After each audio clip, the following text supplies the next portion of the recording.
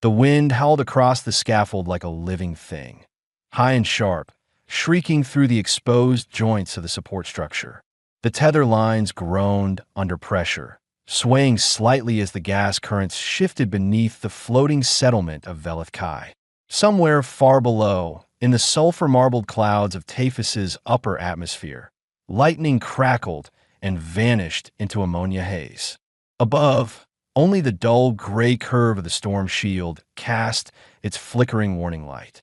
Kaya crouched beside the base of an auxiliary moisture harvester, violet-toned hands steady despite the cold. Her skin shimmered slightly under the ambient light, a hue unique even among her kind. Trend didn't speak of color. Differences were dangerous things, but she knew what others saw when they looked at her. Skin like bruised dusk, hair like polished obsidian, and eyes that rarely looked down. She tightened the coupling valve, wiped her hands on the fabric of her suit, then slid a diagnostic probe into the cracked intake housing. It clicked once, then sputtered. She cursed under her breath. Again, the same damn feedback error. She had patched this line twice already. Either the regulator was decaying faster than they thought, or a voice crackled over her headset. Kaya, status on Harvester Delta 3? She recognized the tone instantly. Supervisor Ven, one of the older cast males, his voice always carried that clipped edge of disappointment, even before she spoke. Still calibrating, she answered, keeping her tone level. Pressure irregularities are occurring. Might be a corroded actuator. A long pause. Then resolve it. Council's watching this cycle closely. Of course they are. She disconnected the line and stood. The council was always watching her cycles more closely than the others. Kaya adjusted her balance on the narrow beam, boots magnetized to the structure, the thin shielding around her suit hissing gently against the cold. Below her, just meters away, the vast open air stretched down into nothing. The scaffold trembled slightly, and her breath steamed inside her helmet. She had grown up here, in Velith Kai's inner tiers, but she'd never stopped feeling like an outsider. Not because of her technical skills, she was one of the best in her maintenance cohort, but because she used them in ways that unsettled the elders. She asked questions. She suggested modifications to systems that had been sacred for generations. She once proposed a bypass valve design that mimicked human fluid loops, that had earned her 2 days of silence from her peers and a week's reassignment to outer hull duty. She had been 10. Kaya closed her eyes briefly, remembering that day. The bitter chill of the outer decks, her hands too small for the wrench they'd given her, the silence heavier than the air around her. It wasn't punishment, not officially, but it had been a message. Know your place. A flicker of movement to her left snapped her attention back. She turned her head and froze. A human was out here, crossing the scaffold with a sure-footed gait that still looked wrong on these narrow rails. The heat signature in his suit marked him clearly, and as he stepped closer, she saw the face through the visor. Not a human. The human. Mason. His name had been whispered in training circles the last few months. Mason Vass, systems technician, hydrologist, contracted to assist in reclaiming the failing secondary water grid. Efficient, methodical, annoyingly calm. Kaya had spoken with him only once in passing, during a joint inspection meeting, but she remembered his voice. Low, gravel-threaded, and casual in a way that made her skin feel too tight. He didn't belong here. But somehow he fit, and that was worse. "What are you doing on Delta 3? She asked, voice sharp over comms. He stopped a few paces away, adjusting the strap on his toolkit. Got a signal anomaly on the upstream condenser. Thought I'd trace it before the feedback loop triggered another full stop. You're not assigned here. Neither was the anomaly. She hated how easily he spoke, like the wind, effortless and untouchable. Return to your grid, human, she said, deliberately using the term. Your presence complicates the recalibration. Want help? He asked, completely ignoring the cold in her voice. Kaya's jaw tightened. I don't need. A sudden crack cut her off. One of the support joints beneath the harvester snapped loose with a wrenching metal squeal. The beam lurched. Kaya stumbled. Her hand shot out for balance, but the surface was slick Too fast, too far. She was falling. Wind roared in her ears. The scaffold's edge blurred past her vision, and then a hand closed around her wrist. Hard, steady, human. The momentum yanked her hard against the frame, her shoulder jolting with the impact, but the grip didn't falter. Mason's face was above hers now, eyes focused, teeth clenched. Got you, he said through comms, his voice strained but sure. Time stretched out strangely in that moment. Her body hung half over the edge, weight suspended in nothingness, tether suit alarm blinking red. And still his hand held firm. Not a moment of hesitation, not a calculation, just instinct, muscle, will. Then he hauled her up with a grunt, pulling her onto the scaffold beside him. Their suits knocked together with a muffled clink. She could hear his breathing now, close, ragged, real. Kaya pulled back instantly, scrambling upright, brushing at her arms though there was nothing there. Her pulse was thundering in her throat. I had it, she snapped. He raised an eyebrow. Sure you did. She turned her back on him, trying to force the tension out of her hands. You shouldn't have touched me. Would you rather I let you fall? She didn't answer, because the truth, the real truth, was she didn't know. Trend teachings warned against contact with offworlders, not just physically, emotionally. They believed human warmth was a kind of infection, subtle, persuasive, destabilizing, that humans cared too easily, that their emotions were like floodwater, formless, invasive, and impossible to contain. And maybe that was true, because Kaya could still feel the imprint of his glove in hers, still hear the unfiltered concern in his voice, still see the way he looked at her, not with suspicion or superiority, but recognition. You all right? He asked again, softer this time. She nodded once, keeping her face turned. Just finish your scan and leave. He hesitated, then gave a short nod. See you around, Kaya? She didn't answer, didn't watch him go. But the moment he turned away, her fingers brushed over the wrist where he'd grabbed her. Not to remove a mark, to remember it. She bent back over the relay box, trying to breathe evenly, but the diagnostic feed was flickering, irregular again. Frustrated, she tapped a manual override into the datapad on her wrist. A string of numbers flashed across the screen. Unauthorized access. Level 2 utility node breach logged at 1438 Universal Time Coordinated. Kaya frowned. That wasn't related to her calibration task. It was an upstream node. Older. Archived. She tapped again. The alert vanished from the log. No trace. No timestamp. Nothing. She stared at the blank screen. Someone had erased it. From inside the system, her gaze flicked toward the direction Mason had gone. No one was supposed to be in that node. No one but him. Kaya exhaled slowly, trying to suppress the chill tightening in her spine. She told herself it was nothing. A glitch. A false flag. But she couldn't stop replaying his voice in her mind. Got you. It echoed in her head like a loosened bolt rattling deep inside a pressure shaft. Faint, persistent, and impossible to ignore. Kaya couldn't sleep. The pulse of her chamber's gravity stabilizers hummed quietly beneath the floor, just steady enough to remind her of the floating mass beneath her, miles above Taphus's violent surface, suspended in thin air, one structural failure away from falling forever. That thought usually soothed her. But tonight, her mind wasn't drifting through calculations or schematics. It kept circling back to a hand on her wrist. The image replayed with unsettling clarity. Mason's grip had been strong and unhesitating, his voice calm in the face of chaos. But it wasn't just that he'd caught her. It was the way he'd looked at her afterward, not like a liability or a breach of protocol, but like a person, a singular being, seen, not scanned. That kind of attention was dangerous. She sat upright on the edge of the narrow bed, exhaling through her nose as if she could force the memory out with breath alone. Her room was utilitarian, just as every Trend private quarter was designed to be. Steel-paneled walls, a recessed lighting strip, no personal items, no softness. Emotion, in Trend design, was considered an inefficiency. But lately, Kaya had started to notice how sterile everything felt. The room didn't feel like hers. She tapped the command console on the wall, pulling up the diagnostic log from earlier. She hadn't forgotten about the strange signal, the level 2 utility node breach that had flashed across her datapad before disappearing. The system had wiped it. That wasn't normal, especially since level 2 nodes were legacy tech, remnants of the earliest Skyrig systems, abandoned after the Trend perfected their pressure-tuned harvesters.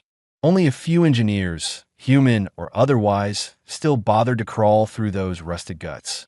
Why would anyone access it now? Her screen blinked. New task order. Emergency sensor maintenance. Grid 7C. Joint technician assignment. Mason Vass. Departure in 30 minutes. Her pulse jumped. Protocol-dictated assignments were randomized and blind. There was no way this pairing was a coincidence. Either someone was watching her closely, or Mason had taken steps she didn't yet understand. Either way, she had no choice but to go. She dressed quickly, slipping into her thermal base layers, then her rebreather suit, darker than standard trend silver, her sleeves a deep plum that shimmered faintly as she moved. Her people disapproved of the custom coloring, but they couldn't argue against the results. She was efficient. She kept the water flowing. That was the one thing that bought her space to exist at the edges. At the airlock terminal, she scanned her ID tag. The door hissed open, revealing the suspended lift that would carry her to the maintenance hangar. Mason was already there. He leaned against the side of the shuttle's docking rig, his helmet under one arm, the other hand scrolling through a projection field. His posture was too casual, like he hadn't just been accused, internally, at least, of accessing restricted systems. He looked up as she approached, the corner of his mouth lifting in a half-smile. "You made it. I follow my orders," she replied curtly, stepping past him into the docking chamber. "Of course you do," he murmured, falling into step beside her. The shuttle detached with a faint jolt and began gliding along the tether cable, angling toward one of the outer scaffolds.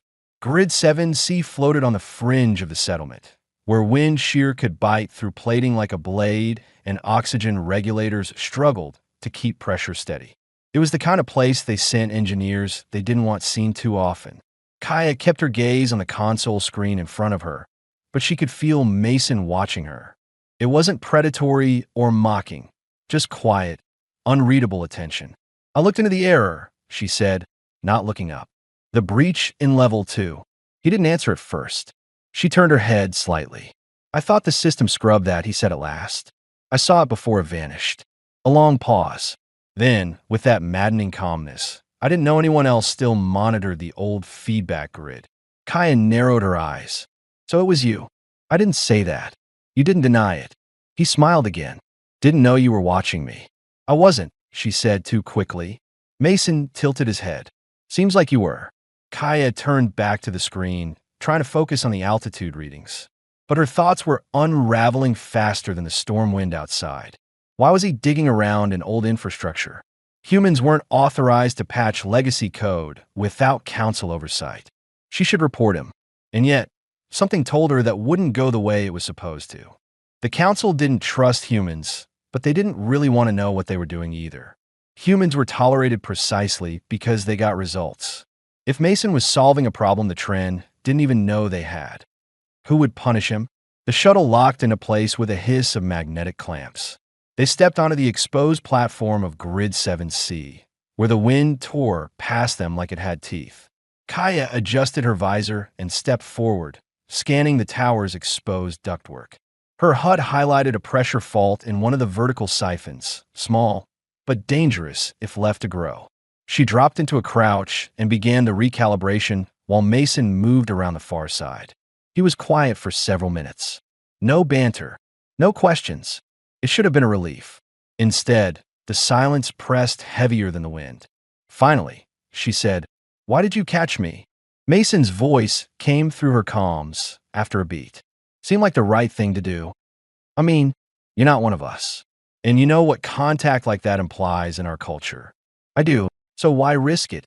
He appeared beside her again, crouching on the opposite side of the unit, eyes steady through the curved glass of his visor.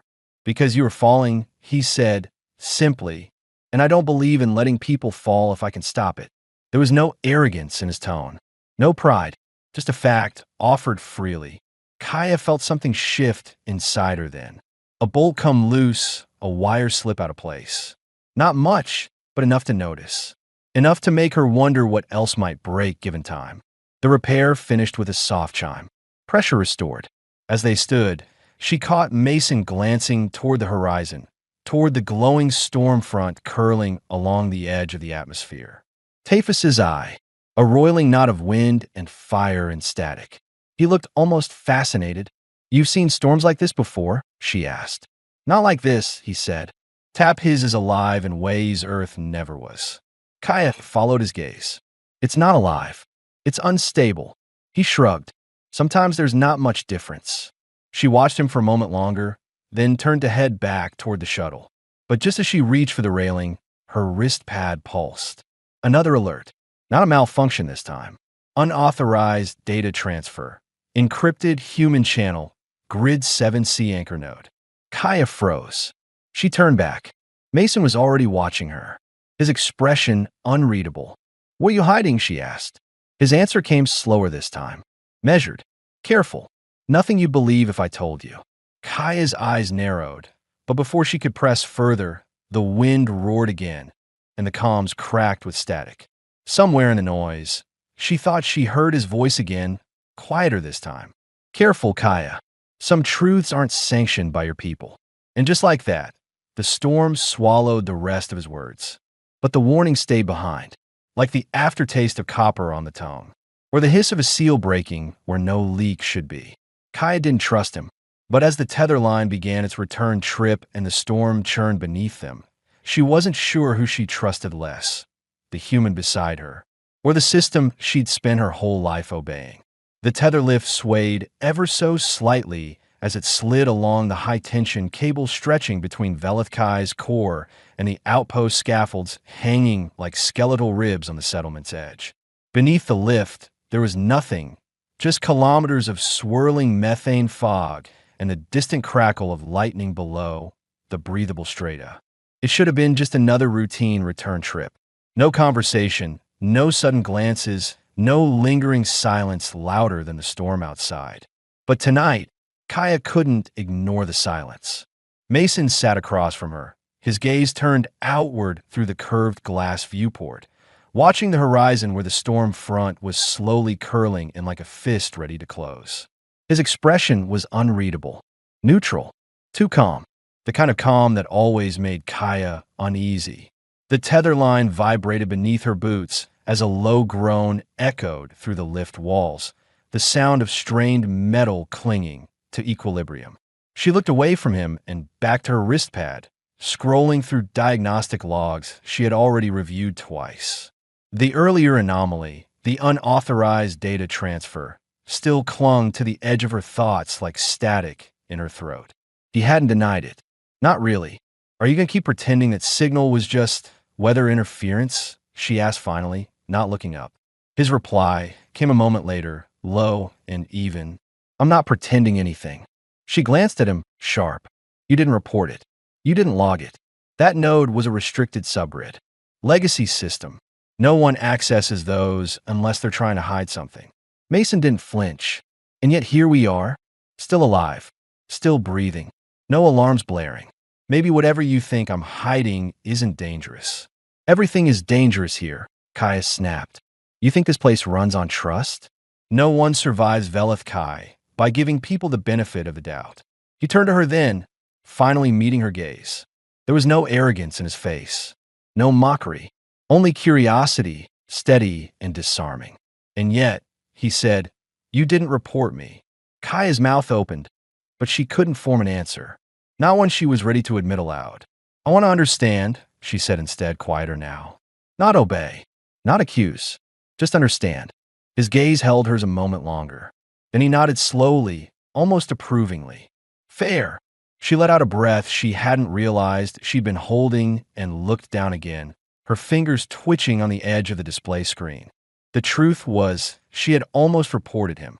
Protocol dictated that any anomaly, especially one tied to human systems, be logged and handed to the Council's data division. She'd nearly done out of habit, but then she'd remembered how the system had wiped the alert clean, instantly, and without her input. Someone was watching. Someone had wanted that log erased before it could be seen. And that unsettled her more than whatever Mason might be doing. You know, he said, shifting his weight slightly as the lift glided past a support tower. You asked me earlier why I caught you. When you fell. Kaya didn't answer. She remembered the heat of his grip, the blunt panic of weightlessness giving way to solid resistance. I didn't do it because I was trying to make a point, he said. I don't like watching people fall. Kaya looked up. He wasn't smiling. He wasn't trying to charm her. The words didn't come dressed in sentiment. They were just facts, delivered with that same patient calm that had unsettled her since the day they met. She swallowed. That kind of instinct is dangerous. Only if you live in a world that punishes it. I do. That stopped him. His brows furrowed, just slightly, a crease forming between them. Then I'm sorry. Those 3 words, spoken so simply, so sincerely, caught her off guard more than anything he'd done yet. No one in trend society apologized. Not unless ritual demanded it. And certainly not to her. Not to someone like Kaya, whose presence was tolerated more as a necessity than a belonging. For a moment, the humming of the stabilizers, the distant electrical pops from the storm, even the gentle hiss of the oxygen recyclers, all of it faded behind the strange throb in her chest. Why are you really here, Mason? She asked, her voice barely more than a whisper. He didn't answer right away. Then, leaning forward slightly, elbows resting on his knees, he said, officially, hydrology systems, infrastructure optimization. I'm supposed to keep the water flowing while your council figures out how to make it look like tradition. But unofficially, he hesitated, eyes flicking to the storm cloud horizon. I came to tap his because someone has been hiding something in your storm data. Subharmonic pulses, atmospheric shifts, patterns that shouldn't exist in natural systems. And every time I try to isolate the source, I hit a wall. Data goes missing. Logs are overwritten. Nodes go dark. Kaya's pulse quickened. You think it's sabotage? I think it's control, he said. I think someone high up doesn't want anyone asking questions about what the storms are really doing or what they're covering. She sat back slowly. Why tell me now? Because you're the only one who noticed the breach and didn't bury it. Because you're smarter than the rank you're given. And because, he added, his voice dipping just slightly, I think you're looking for the truth too, whether you're ready to admit it or not. Kaya looked down at her hands. Violet fingers, calloused from years of cold metal and sharp bolts. Hands that had been punished, restrained, ignored except when they were needed. She thought of her mother, silent and obedient until the day she was reassigned off-world without warning. Of her first instructor, who told her to stop trying to redesign the sacred. Of the time she spent her first winter maintenance shift repairing pressure valves alone in sub-zero wind while the others dined indoors. All of it, and still she had stayed. Still she had endured. But endurance had turned brittle. I saw a pressure leak forming below Node 9B, she said suddenly. Secondary intake shaft. The logs say it was repaired. But I never signed off on that maintenance order. Mason's eyes sharpened. When? 3 nights ago. That's around the same time a pulse dropped from the relay network. I thought it was just signal loss. Then maybe it wasn't. They stared at each other. Not as human and alien. Not as technician and technician. As 2 people standing at the very edge of something they couldn't name. The tether lift docked with a hiss, the clamps locking into place on the outer ring. But neither of them moved right away. Kaya exhaled slowly. If we do this, if we follow it, there's no going back. I know, and you could be exiled, executed, worse. His voice softened. So could you. She nodded once. So what's next? Mason stood and held out a gloved hand. Not to shake, not to test her, but as a simple offer. Next, he said, we follow the data, no matter where it leads. Kaya didn't take his hand. Not yet. But she didn't walk away either. Instead, she turned toward the scaffold hatch, already moving, already choosing the path she'd never let herself consider before. She felt the storm pressing close now, not as a threat, but as a presence, raw, undeniable, and full of momentum. And as Mason stepped in beside her, matching her stride, she thought, just briefly, That maybe the storm had never been the enemy. Maybe the storm was just a mirror. And maybe, just maybe, the only way to survive, it was to stop hiding from the wind and step directly into it. The service hatch sealed behind them with a hiss, locking out the bitter wind that clawed across the edge of the platform. Inside the utility corridor, silence settled, thick, dim, and pressurized. Emergency lights glowed amber along the floor, casting elongated shadows as Kaya and Mason stepped through the narrow access tunnel. Neither spoke. Outside, the storm had intensified. It wasn't just weather anymore. Pressure spikes were rolling in faster than projected models could track. Lightning arced sideways across the sky, violent and erratic. The tether rigs had begun to groan under the atmospheric strain, metal bones flexing under invisible weight. The deeper layers of tap hiss stirred below, like something ancient turning in its sleep. But inside the corridor, the air felt still, almost intimate. Kaya's boots thudded softly against the metal floor. Her breath fogged slightly in the recycled air. And for the first time, she realized how long it had been since she'd been alone in an enclosed space with someone who didn't expect her to perform, who didn't watch her for failure. She risked a glance at Mason. His profile was sharp in the half-light, focused and calm. But there was a tension in his shoulders now that hadn't been there before. Coiled energy held back not from fear, but restraint. He was watching her too, even when he wasn't looking. Their steps slowed as they reached the secondary control chamber, unused, abandoned. Half of the panels were fried from past surges, but the core terminal still functioned. A faint glow pulsed from its center like a heartbeat. Kaya stepped forward and touched the panel. The interface lit beneath her hand, revealing a stream of data logs. Unfiltered storm telemetry, power consumption spikes, thermal inconsistencies in the sublayers. Raw, unedited, untouched by council oversight. You were right, she murmured. The fluctuations aren't natural. This isn't turbulence. It's mapped. Mason moved beside her, eyes scanning the same logs. Someone's using the storm as a mask, routing energy through blind spots, hiding whatever they're running beneath the signal noise. Kaya's voice was low, disbelieving. How long has this been happening? Long enough that it's in the foundation code of every diagnostic system here, he replied. Long enough that your people have forgotten what normal looks like. Kaya stared at the screen, unable to look away. Her heart was beating too fast. It wasn't just the data, it was what it meant. Her entire life had been built around systems like this.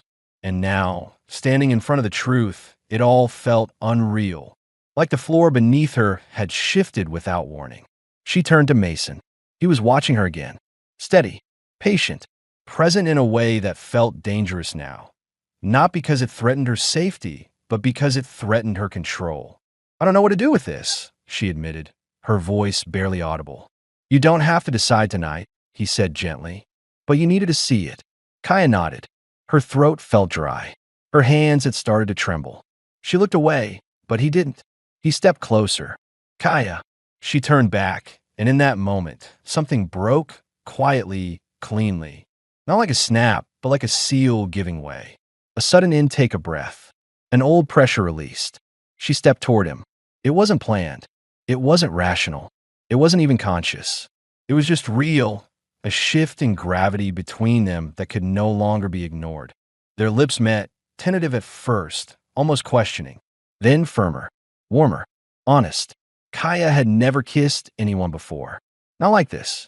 Not without ritual or instruction or consequence. But Mason's mouth was soft, his hand lifting to her jaw with reverence, not claim.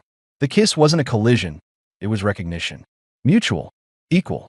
The kind of contact her people feared because it had no hierarchy, no binding contract, just meaning.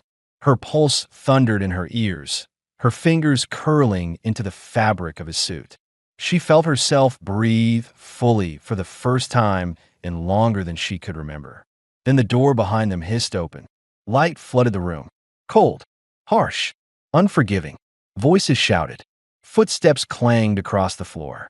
Kaya broke away from Mason like she'd been struck. Her eyes went wide. She turned just in time to see 3 Tren enforcers in formal insignia step into the chamber. Behind them, a 4th figure emerged. Counselor Dren. His face was unreadable. Silence pulsed like a dropped stone between them all. Kaya's voice failed her. Her hands were still tangled in Mason's suit. His arm was still around her. There was no denying it, no rationalizing it. Dren stepped forward, his expression calm, but the edge in his voice was diamond sharp. "Kaya of Lyra Caste," he said. "You are hereby summoned for judgment under the law of species harmony."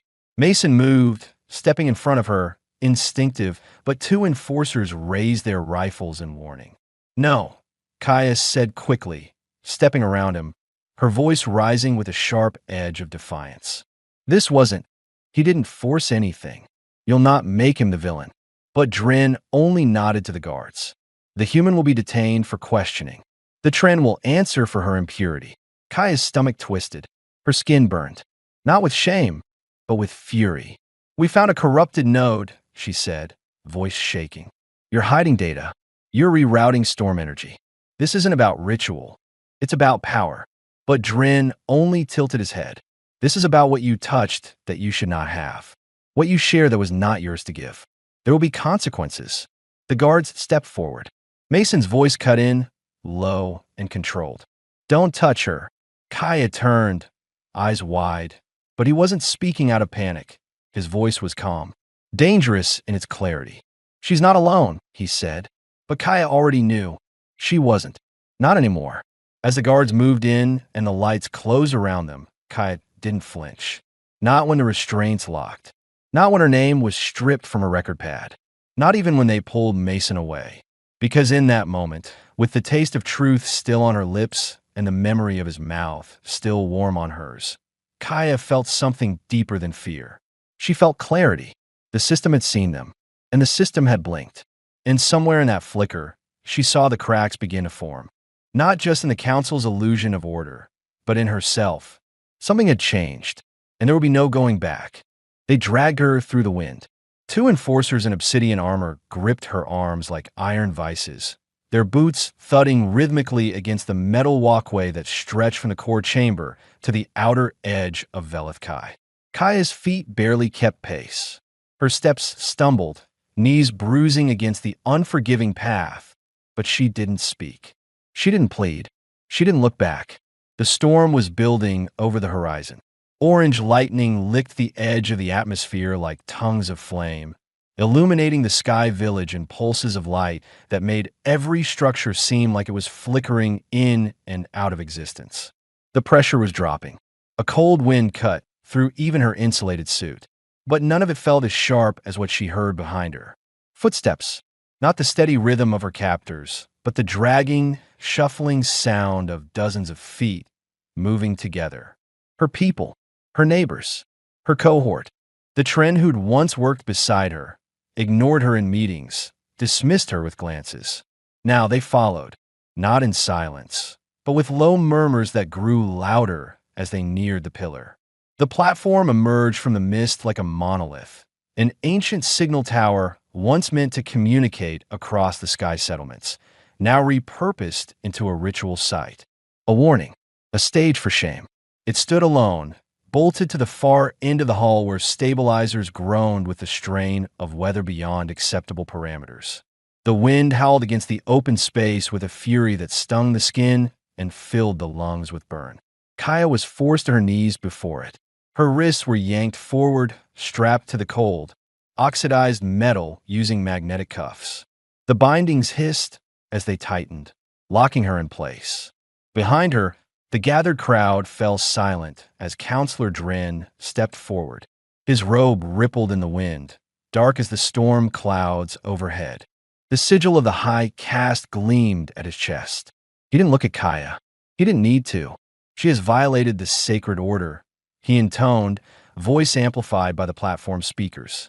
She has broken the covenant of separation, a code older than this station, older than our time among the clouds. Kaya raised her head. Her jaw was bruised. Her lips split, but her eyes burned with defiance. Dren finally looked down at her. "Do you deny the charge?" "I deny your right to silence the truth," she said, voice raw but clear. You fear what you can't control. That's not purity. That's cowardice. The silence that followed was deep, uneasy. Then the first stone struck her. It came from the edge of the crowd, small, fast, sharp. It hit her shoulder, slicing open the suit fabric. She jerked under the impact, but didn't cry out. Another followed, then another, and another. Some were silent, just thuds against her side or back. Others made her gasp for breath. One hit her temple. Blood blossomed across her cheek, dark against her violet skin. She sagged forward, chained but not bowed.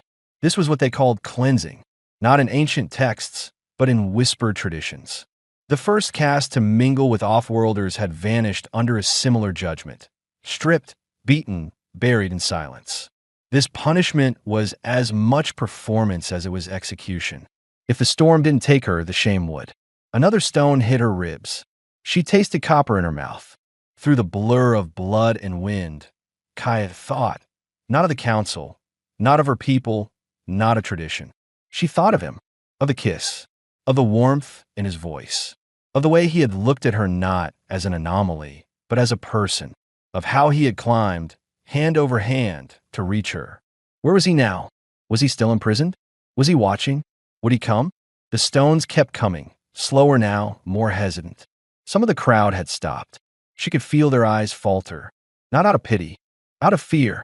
She was still breathing, still standing, still refusing to break. The storm hit like a wall. A gust of wind slammed into the platform, knocking several observers off balance. The air turned violent, debris tearing through the sky like knives. Alarms blared from the upper decks. Lightning cracked so close it lit the whole scene in white. Kaya coughed hard, lungs burning.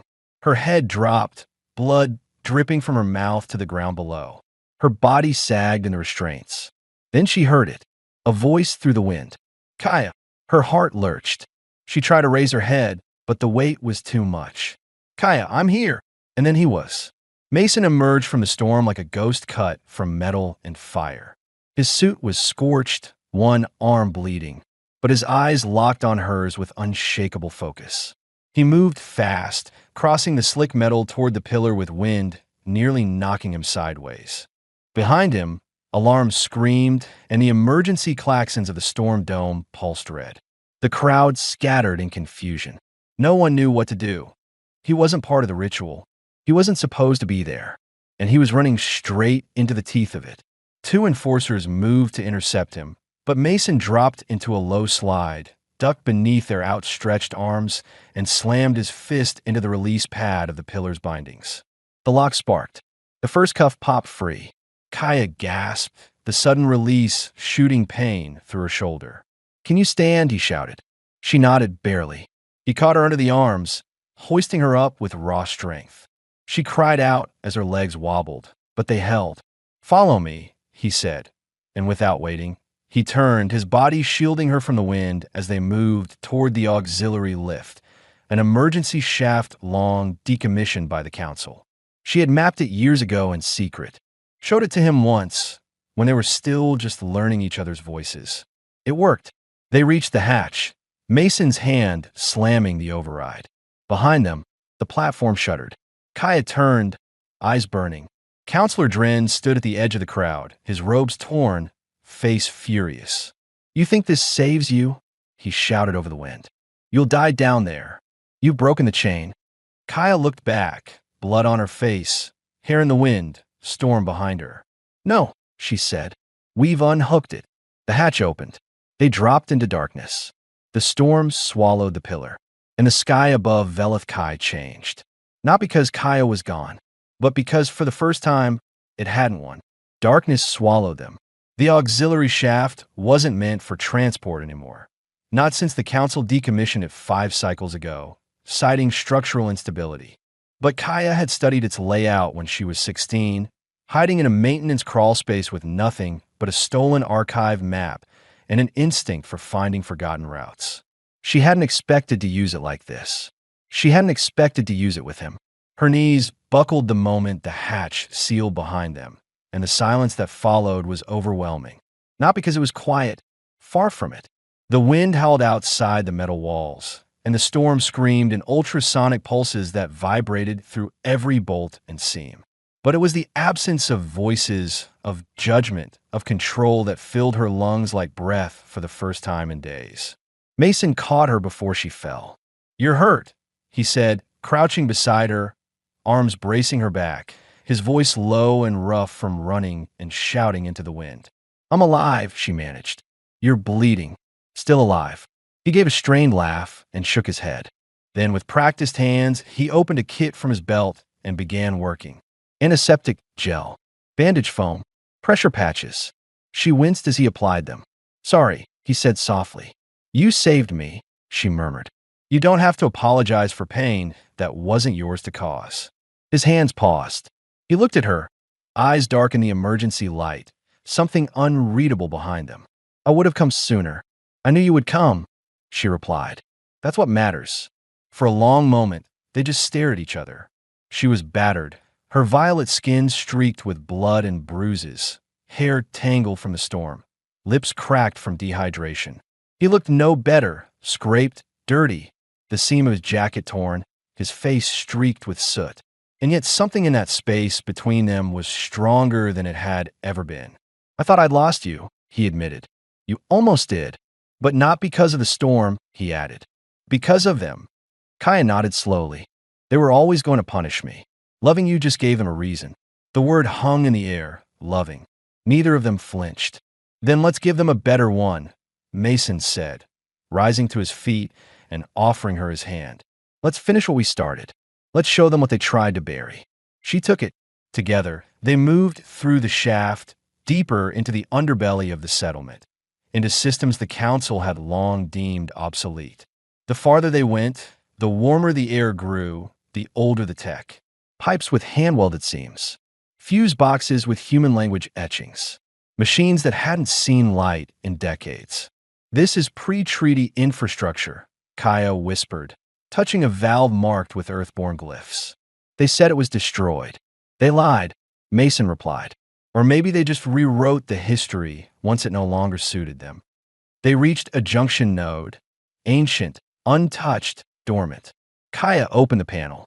Inside were dusty coils, fused circuits, and a single blinking light. A heartbeat.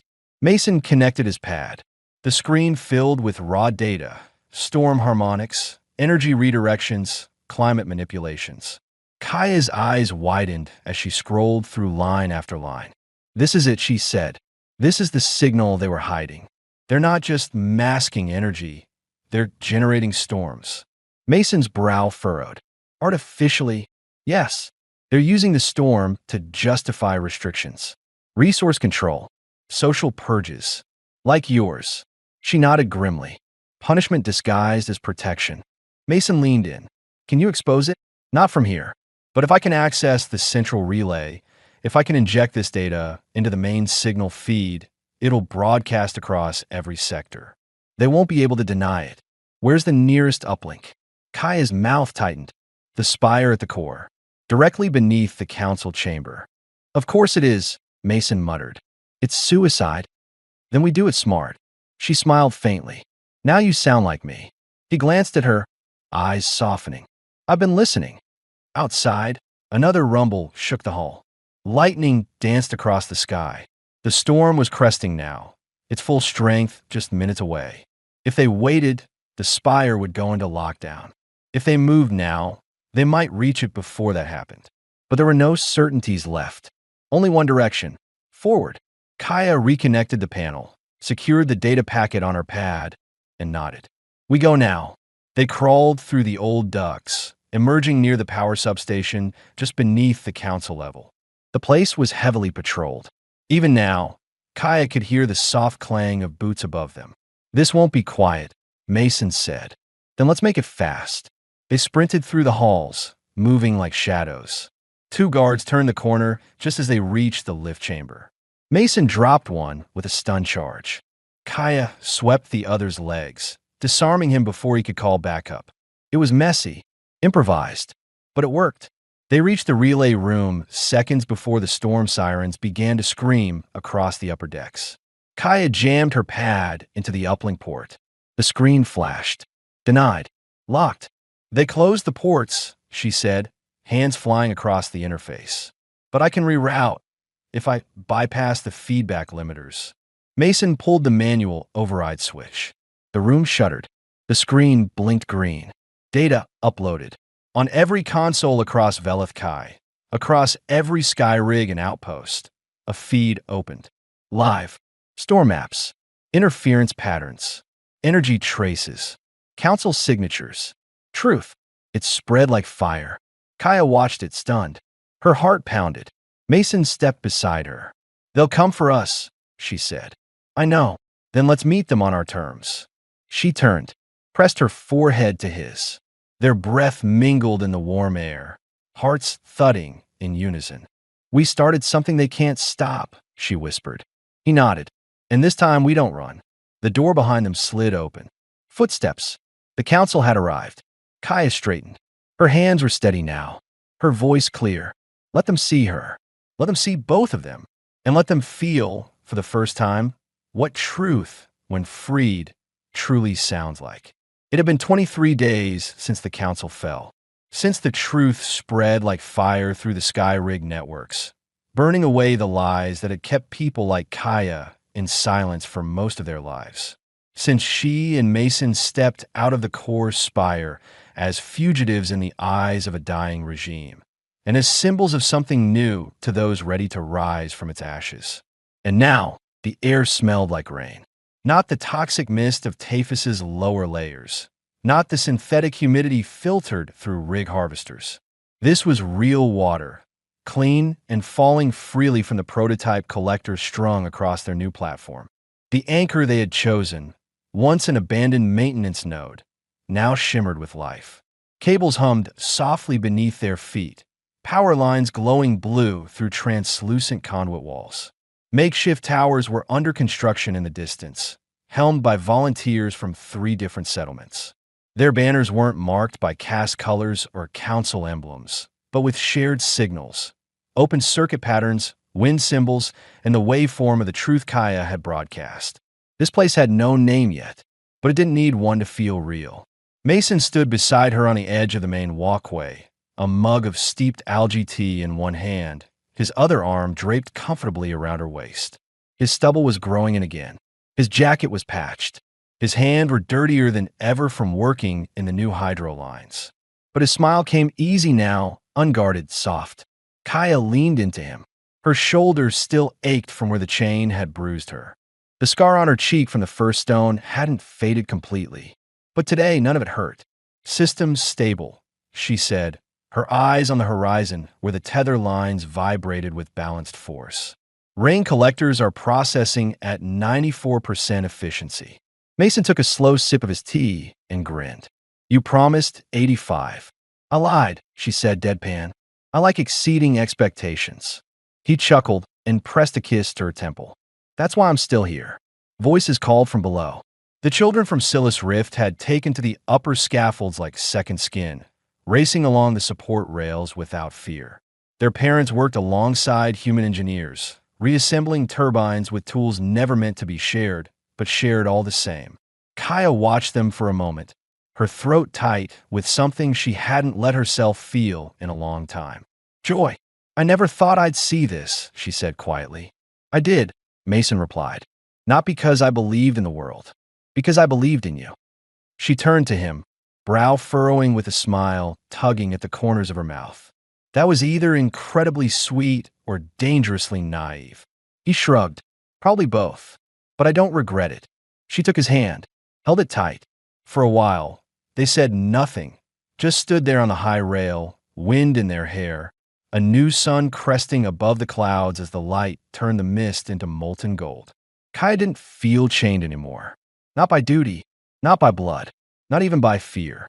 And when Mason leaned in to kiss her again, this time slow and sure, with no need to prove anything, it felt like breathing.